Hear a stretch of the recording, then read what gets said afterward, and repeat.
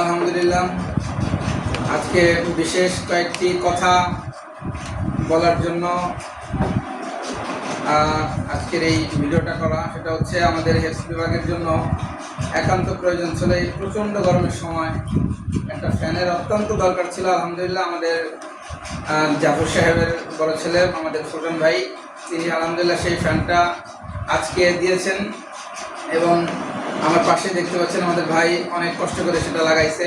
একই সাথে আমাদের আরও যেটার প্রয়োজন ছিল একটা কলিং বেলের, আলহামদুলিল্লাহ অনেক ভালো একটা কলিং বেলও আমাদের সুলতান ভাই দিয়েছে।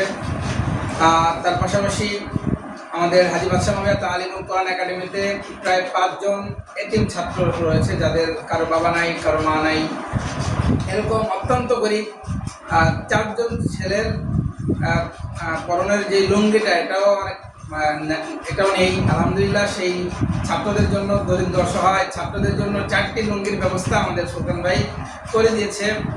একই সাথে দেখা যায় অনেক সময় দরিদ্র ছাত্রদের অনেকের খাতা থাকে না, কলম থাকে না, আলহামদুলিল্লাহ সেই খাতা কলমের ব্যবস্থাও আমাদের সুলতান ভাই করে দিয়েছে।